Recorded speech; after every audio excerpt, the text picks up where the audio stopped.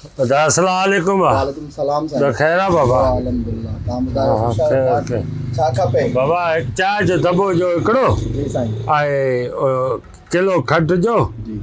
ऐं छह आना ॾियो। छह आना हा कढूं? हा छापर त हा हलो हा छह आना हिकिड़ो चांहि जो दॿो अधु किलो खंडु ॾी।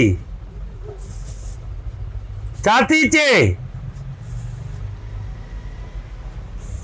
हा मुसाग अथव? जी हा।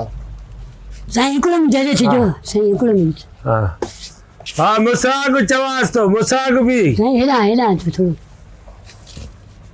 साहिब आहे छा थो करे खेर था सौदो थो वठां ॾिसो था न। साईं भले वठ मां मना हा। थोड़ी कयो आहे तोखे वठ हा। सौदो तूं ॿियो सरफ वो कल्ह थियो आहे हाणे ॾिनी मां ॿ पुड़ियूं। साईं हेॾां अची भला हेॾां अची थोरो हेॾां अची सरफ जूं ॿ पुड़ियूं कल्ह खपाए छॾियई।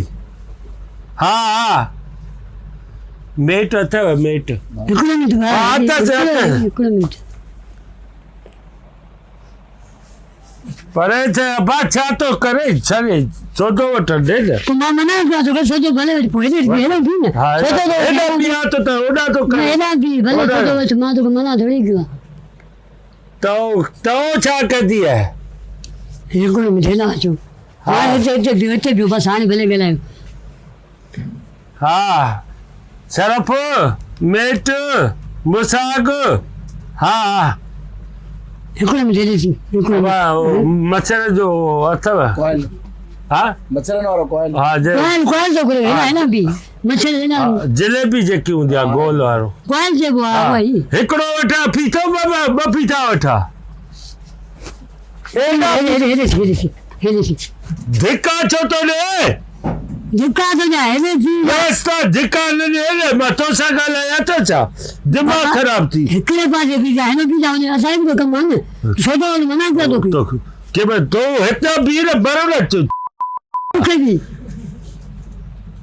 हेॾे थी हाणे हेॾे थी धिका थो ॾे अहिड़ा पादर दोसा मां चवां थो तूं हिते बीह करे वठ न सौदो छो थो तंग करे अबा? मां तोखे तंग कयो मां पंहिंजो कमु थो कयां तूं पंहिंजो कमु कर हा छा अचे अथई वठो सौदो तूं न कहिड़ो मुंहिंजो मामे जो पुटु आहे तोखे मां ॿुधायां छा वरितो थी। हा पोइ हेॾे थी पंहिंजो सौदो वठ लूलनि वांगुरु मुंहांडो थी।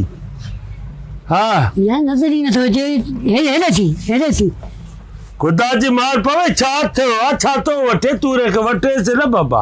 वठां तोखे हा। साईं इहो तव्हां हिन ॾिसी ॿुधायो हा इहो टाइम घणो थियो आहे टाइम घड़ियाल लॻल अथव न टाइम ॾिसो 5:30 थियनि था। 5:30 हा हाणे हिनखे ॾियोसि वठ सौदो टाइम पुछियां हुनखे टाइम ॾिसणो हली पियो टाइम जे लाइ धिका पियो ॾे बाक़ी मां चयमि सौदो वठ दे पोइ तूं वठी न सघे तोखे मां मना कयो आहे पोइ तूं चवां न त मूंखे टाइम मूंखे पुछा करिणो आहे टाइम तोखे ॾसिया धिका न ॾे बेस था किना माण्हू हलूं था केरु साईं मां आयो हे जेके छॾिया त दुकान ते बीठो आहीं ॿुधायां थो हा अरे हा वठ सौदो वठ धिका न ॾे बेस था अॻ ठजड़ी हलूं था।